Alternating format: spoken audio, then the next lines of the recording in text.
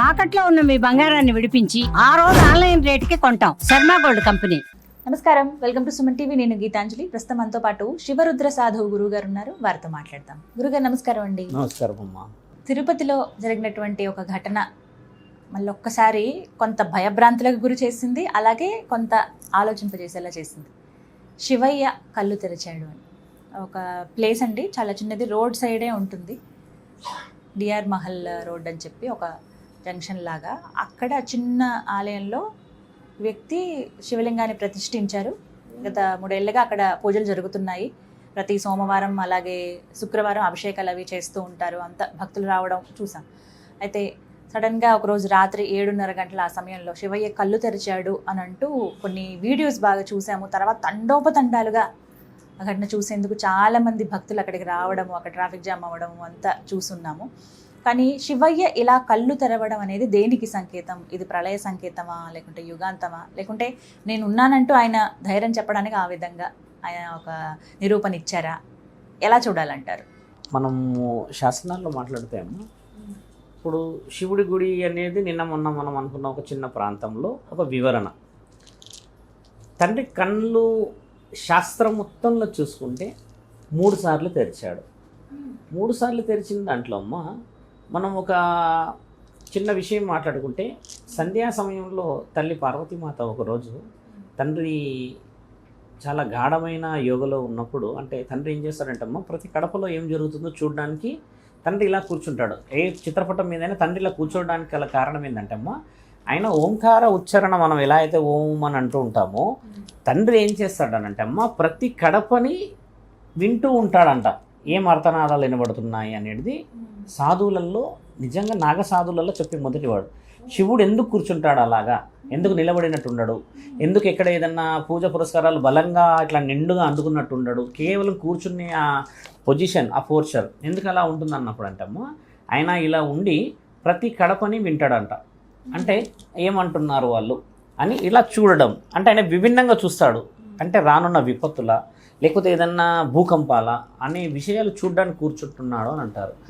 అలా ఒకసారి తండ్రి కూర్చున్నప్పుడు పార్వతీమాత కోలాహలంగా వెనకాల నుంచి వచ్చి తండ్రిని ఇలా చేతుల్లో 2 పెట్టి ఆటాడిస్తుంటుంది. అంటే ఒక ప్రేమతో సంధ్యా సమయంలో. అప్పుడు తండ్రి ఏం చేస్తారంటమ్మా, అమ్మని బాధ పెట్టలేకుండా అలా తీయమని చెబితే అమ్మ కొంచెం ఏదైనా అనుకుంటుంది. ఎందుకంటే ఆమె వచ్చిన విషయ వివరణ వేరు. అంటే సంధ్యా సమయంలో ఇప్పుడు జగన్మాతకి ఆయన జగత్కారకుడు కాబట్టి ఆనందంగా ఉన్న సమయాన్ని ఇబ్బంది పెట్టకూడదని చెప్పేసి తండ్రి ఏమంటాడంటే, ఇలా 2 చేతులు పెట్టి, అమ్మ 2 చేతులు ఇలా జరుపుతాడు. అంటే చేతుల మీద చేతులు పెట్టి ఇలా జరిపినప్పుడు ఇలా చూస్తాడు అనమాట తండ్రి. చూసినప్పుడు ఒకసారి ఆ కళ్ళు తండ్రి ఏంటంటే అమ్మ, భూమండలంలో సముద్రం వైపు ఆ కళ్ళు వెళ్తాయి అన్నమాట. వెళ్ళినప్పుడు అక్కడ విధ్వంసం ఏంటంటమ్మా, జలేంద్రుడు పుడతాడు. ఒక్కసారి జలం ఇట్లా పైకి లేచి ఎగిసిపడగానే ఆ ఉత్కంఠమైన ఆ ఎగసకి జలేంద్రుడు 2 చేతులు అలా పైకి లేపి ఇట్లా గట్టిగా ఒక రూపాన్ని కనబడేలా కనబడతాడు. తండ్రి ఏం చేస్తాడు, మళ్ళీ ఈ కళ్ళతోని ఒకసారి మళ్ళీ పైకి చూస్తాడు తండ్రి. అంటే ఆ 2 చేతులు పెట్టే పైకి చూసినప్పుడు అమ్మ మళ్ళీ అంధకాసురుడు పుడతాడు. ఇట్లా పైనుంచి అంధకాసురుడు పుడతాడు.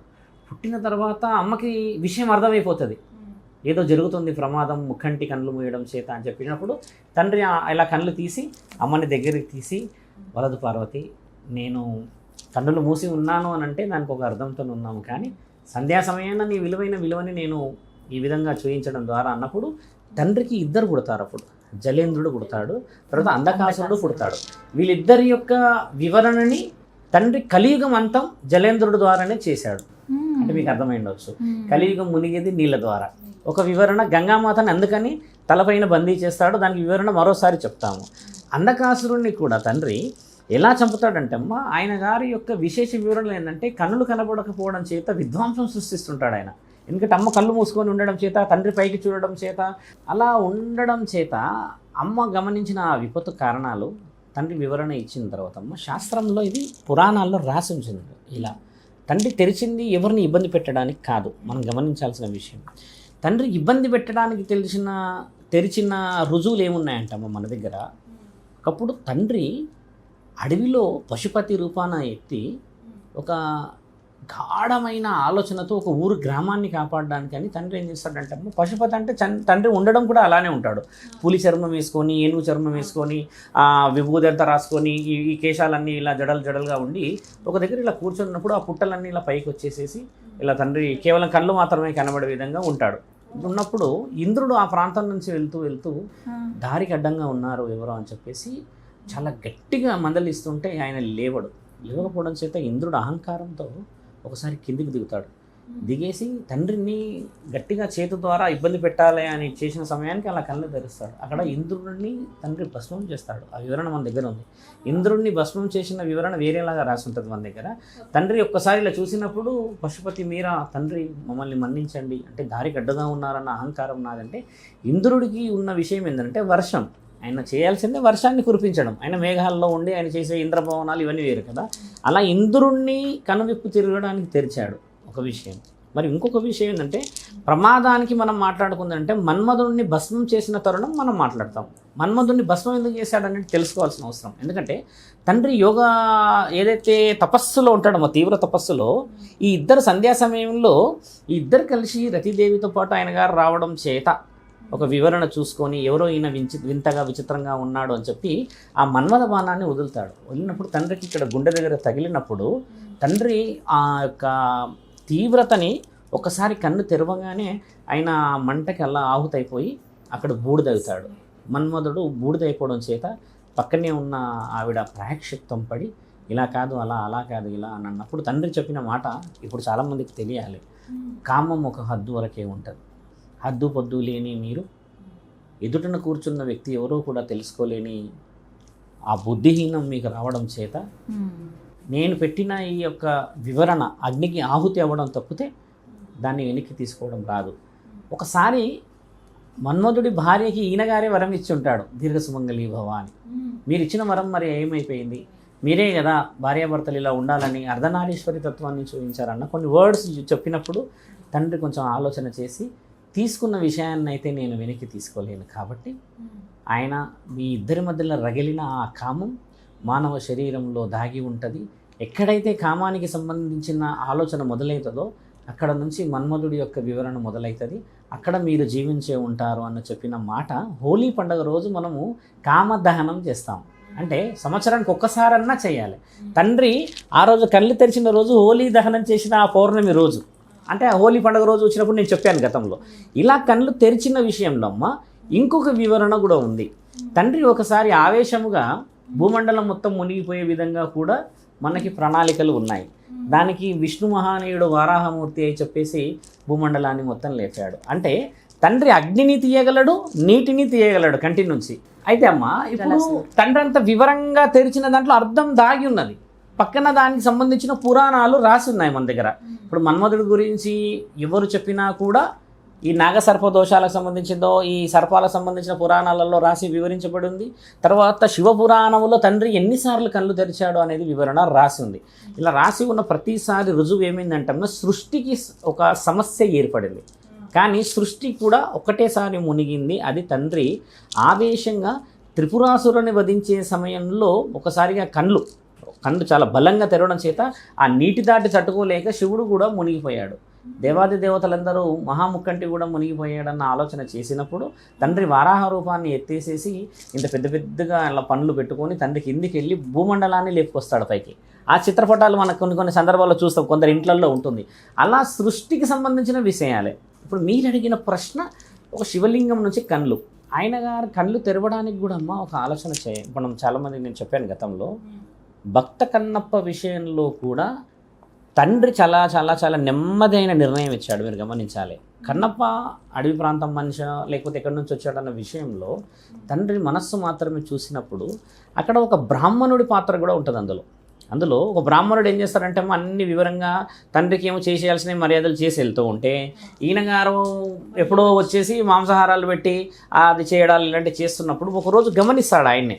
అదేంటి నేను ఒకటి చేస్తే ఇక్కడ మాంసాహారాలు ఎవరో పెడుతున్నారు అంటే చాలా అపవిత్రమైనది, ఎవరో వాడిని చూసి ఈరోజు ఆయన గారి పని చేయాలని కొంచెం చెట్టు చాటును దాగి చూస్తూ ఉన్న సమయంలో తండ్రి ఈయన గారి కోసం ఆకలి కోసం ఇక్కడ ఇంత అడవి ప్రాంతంలో ఎవరు లేరు, నీకు ఎలా ఉంటావు అని ఆలోచన చేసిన భక్త కన్నప్ప విషయంలో ఆ బ్రాహ్మణుడికి ఒక మాట వదులుతాడు శివలింగం నుంచి, బ్రాహ్మణ నేను చెప్పేంతవరకు నువ్వు చెట్టు వెనకాల నుంచి రాకూడదు, జరగబోయే సన్నివేశాన్ని నువ్వు తిలకించాలి, దానివల్ల నిర్ణయం తీసుకోవాలి అని అన్నప్పుడు తండ్రి మాట వినబడిన తర్వాత ఆ బ్రాహ్మణుడు ఒక చెట్టు దగ్గర ఆగి కూర్చొని నించొని చూస్తున్నప్పుడు ఈయన గారు వచ్చి ఆ మాంసాహారాన్ని అది పెట్టి అలా తీస్తున్న సమయంలో ఒక కంటి నుంచి రావడం కన్నీటి ధార, ఆ కన్నీటిని చూసి ఈయన చెల్లించిపోయి కన్నీటిని తీసి అక్కడ ఈ కన్ను తీసి అక్కడ పెట్టి తర్వాత మళ్ళీ ఇది పెట్టిన తర్వాత అంత బాగానే ఉంది అన్నప్పుడు ఈ కంటి ద్వారా అది రావడం రక్తపు కన్నీరు రావడం చేత మళ్ళీ ఈ కాళ్ళని పట్టుకోవడం ఇది చేయడం చేత కాళ్ళు కూడా శివలింగానికి పెట్టేస్తాడు. ఇక్కడ పెట్టి ఈ కన్ను తీసి పెడతాడు.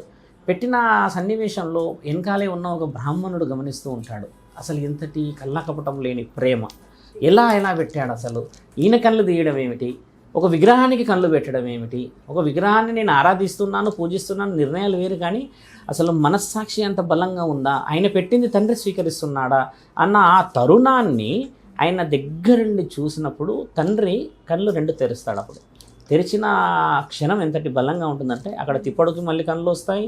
అసలైన కళ్ళు వెనకాల చుట్టుపక్కల ఉన్న వాళ్ళకి జ్ఞానోదయం అవుతుంది, ఓహో ఇది నిజమైనదా అని.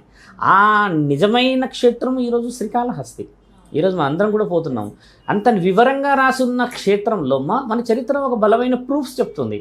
ఇప్పుడు ఒక ప్రాంతానికి సంబంధించిన అభివృద్ధి యొక్క పన్నాగము లేకపోతే ఒక పంతము లేకపోతే వాళ్ళ ఆశ అనుకోవచ్చు. ఎందుకంటే ఒక శివలింగం నుంచి ఇప్పుడున్న యుగాల్లో కళ్ళు తెరిచే అవకాశం లేదు. ఎందుకంటే ఈ యుగమే ముమ్మాటికి కలియుగం. ఇప్పుడు కన్నప్పది చేసినది చరిత్ర ఎన్నో సంవత్సరాల క్రితం, అది ఎన్నో శతాబ్దాల క్రితం. ఇప్పుడున్న దాంట్లో ఆ ప్రాంత అభివృద్ధి కోసం అని చెప్పి ఆలోచించారు స్వార్థంగా అని కొంతమంది అన్నారు. ఒక సాధువుల్లాగా మేమేం చెప్తామంటే అలానైనా గుడి వాళ్ళ అభివృద్ధిలోకి తెచ్చుకోవచ్చు. ఎందుకంటే చాలామంది భక్తితోనే వచ్చారు అక్కడికి, ఆ గుడి ప్రాంతం డెవలప్ అయింది అనుకో ముమ్మాటికి అందరూ బాగుంటారు అందులో. అయితే ఇప్పుడు ఆ ప్రాంత ప్రజలందరూ కూడా తెలుసుకోవాల్సింది ఏంటంటే గుడికి పేరు రావడం అనేది ఒక ముఖ్యమైన అంశం. ముక్కంటి కళ్ళు తెరిచాడు అని అంటే ఒక ప్రాంతాన్ని ముంచాడు, యావత్ ప్రపంచాన్ని ముంచుతాడు.